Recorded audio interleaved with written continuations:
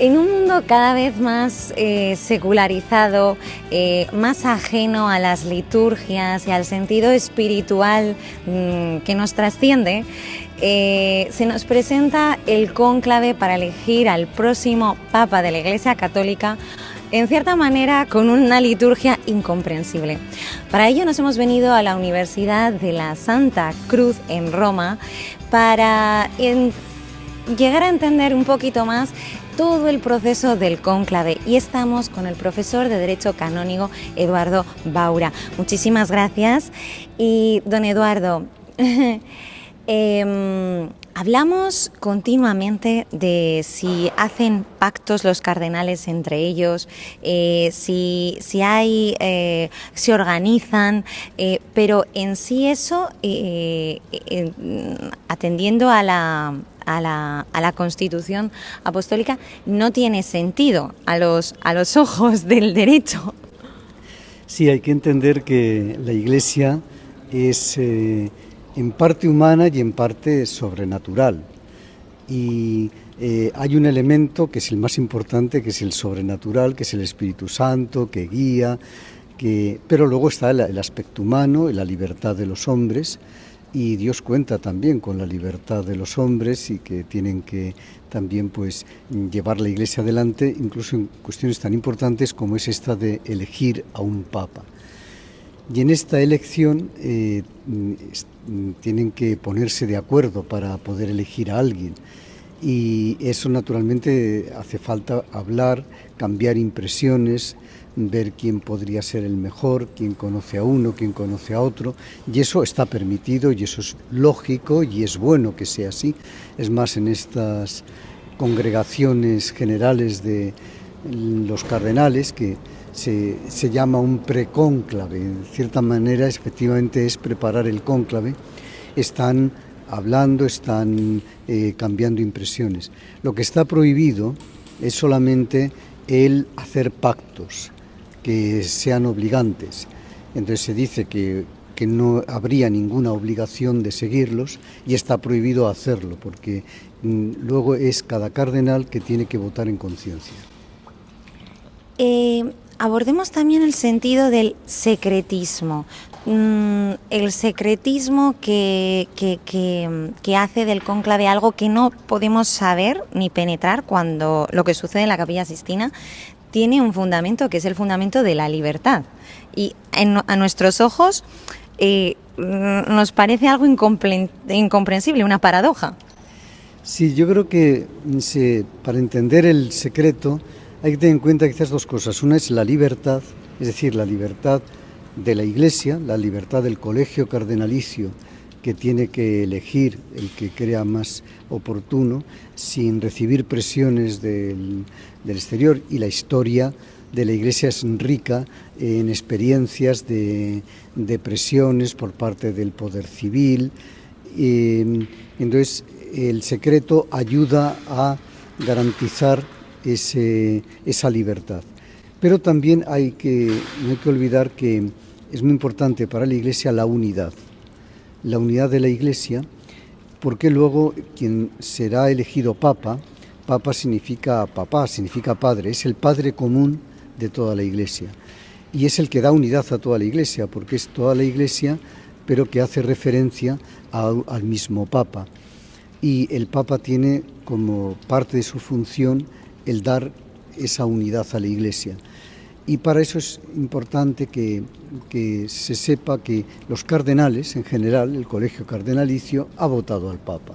Eso es suficiente para los fieles, mientras que estar viendo quiénes sí, quiénes no, quién podría haber sido, quién no podría haber sido, lógicamente eso hace que se creen bandas o que se creen grupos y que rompa la unidad de la Iglesia.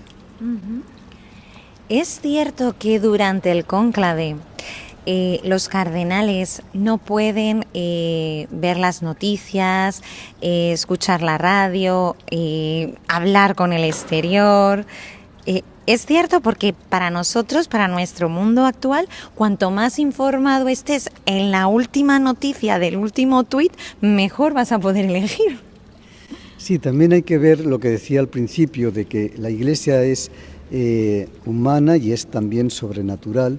Y en el momento del cónclave es una elección que lógicamente tiene un aspecto muy humano y está todo perfectamente regulado. Yo creo que es la materia más regulada en todo el derecho canónico, con todo tipo de detalles de cómo hay que hacer la elección, y por tanto está ese aspecto humano. Pero hay un aspecto sobrenatural. El cónclave, los cardenales tienen que rezar y todo el pueblo de Dios está rezando para que elijan al Papa más idóneo. Y hay toda una liturgia, además de la elección, pero también están previstas pues, el juramento ante Dios, y después empieza con una misa, como es lógico, para elegir al romano pontífice, y tiene que ser también momento de oración, y es un momento también litúrgico. Entonces, por eso se entiende que estén aislados completamente, porque ya es el momento de intentar escuchar al Espíritu Santo y de elegir, como decía, cada uno según conciencia. Y de ahí el lugar en el que se celebra la Capilla Sixtina desde 1492, una fecha además muy simbólica para nosotros los españoles. Sí, esto también forma parte de la tradición. Cuando ya nació el cónclave, que es eso, estar bajo llave, y por tanto completamente aislados, y existe pues una capilla que es bien conocida, que además de la belleza artística, también tiene como retablo es el juicio final, no lo olvidemos, y ese juicio final es precisamente para recordar y para tener presente, ¿no?, siempre los cardenales que están ante el juicio de Dios, que la elección que van a hacer no es algo banal, no es una elección puramente política que se cambia, sino que están ante el juicio de Dios y por tanto en conciencia tienen que elegir a quien creen que es el más idóneo. Por eso forma parte de ese rito, digamos.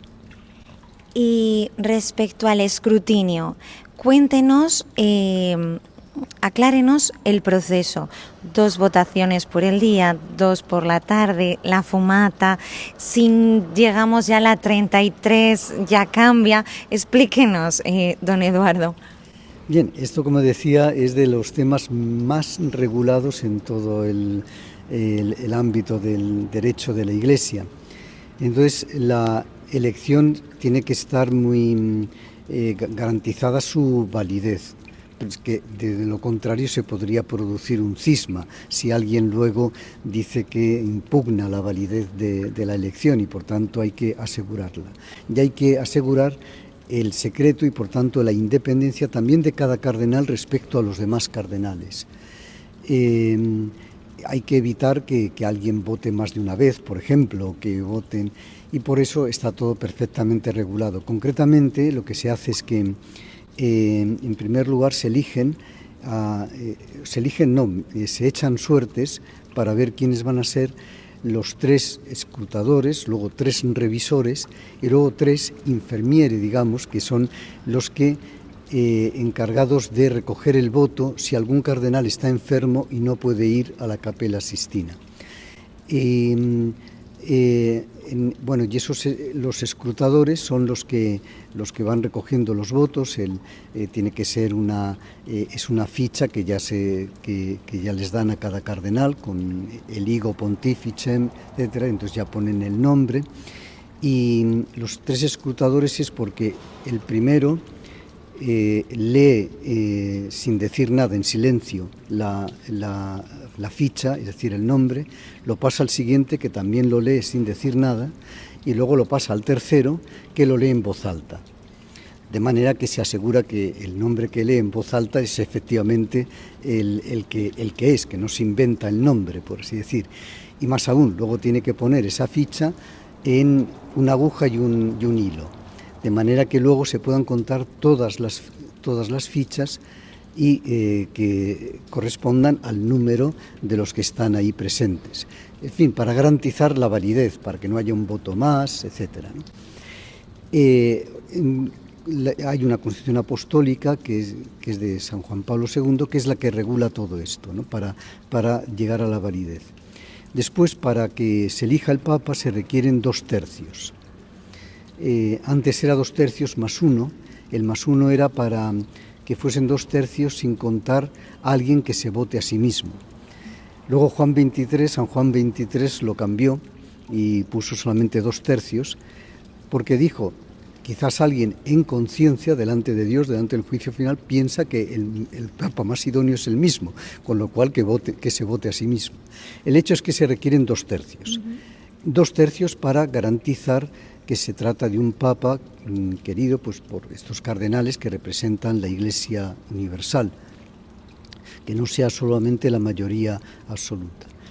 Las votaciones puede haber una el primer día, ya por la tarde, pero en cualquier caso luego son 2 por la mañana, 2 por la tarde, se hacen seguidas una detrás de otra, digamos, ¿no? Las 2 votaciones. Si en la primera no ha salido 2 tercios un elegido, pues se sigue a la segunda inmediatamente y luego se para por la tarde. Luego está previsto que después de 3 días, sin que haya sido la elección, hay un momento como de pausa y de retiro y de reflexión y de oración sobre todo, y luego se siguen. En fin, después de, creo que son 34 elecciones, ahora ya no me acuerdo muy bien, 34 creo que es, contando quizás la primera, ¿no? Entonces ya llega un momento en el que se pasa a la ballotaggio en italiano, se eligen solamente los 2 que han sido más votados. Y ahí es donde estaba la diferencia, porque en la Constitución Apostólica, que es de San Juan Pablo II, se decía que ya a partir de ese número de votaciones, que esperemos no llegar, son, pues como digo, unos 35, son casi 10 días, ¿no? de votaciones, ya se votan solamente a los 2, y Juan Pablo II decía que basta la mayoría más 1 para elegir. En cambio, Benedicto XVI puso 2 tercios también ahí. Eso tiene una ventaja y un inconveniente. La ventaja es que se garantiza que siempre habrá 2 tercios. Sobre todo se impide que alguien, después de haber obtenido la mayoría absoluta más 1, se bloquee y espere tranquilamente a las 35 votaciones y luego ya sabe que tendrá la votación. Tiene el inconveniente de que si salen 2 figuras muy distintas, muy antagonistas dentro de lo que puede ser antagonista dentro de la Iglesia de Dios, que se bloqueen esos 2 tercios. Quizás habría que quitar el asunto de que sean solamente elegir a 2. En fin, esperemos, y por eso los católicos rezamos por la elección, que lleve el tiempo que sea necesario, porque necesitan madurar, necesitan cambiar impresiones, y que se llegue a los 2 tercios y que salga el Papa más idóneo. Y para terminar, don Eduardo, en los medios asentamos cosas que parece que no son tal que así, que por ejemplo, Papa puede no ser elegido uno de los cardenales que está en el cónclave, sino que puede ser varón, sacerdote, mayor de 35 años. Efectivamente, por así decir, a veces se dice que tiene voz pasiva. No, voz pasiva tienen efectivamente, ¿no? Todos los bautizados y está incluso previsto que cómo hacer para, en el caso de que se elija a alguien que no está en el cónclave.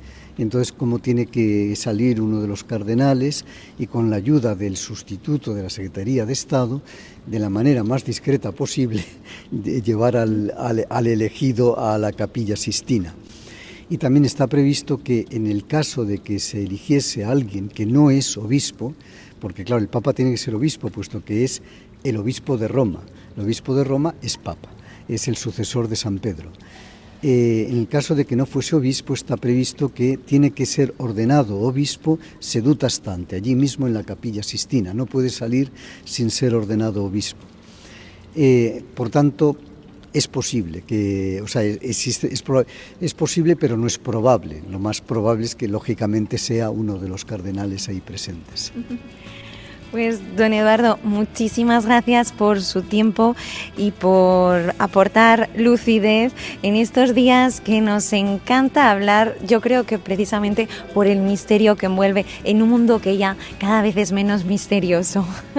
Efectivamente, pero en fin, el misterio sigue y ya digo, los católicos pues ahora son unos días de oración para que salga el Papa que el Espíritu Santo quiere. Muchísimas gracias. De nada.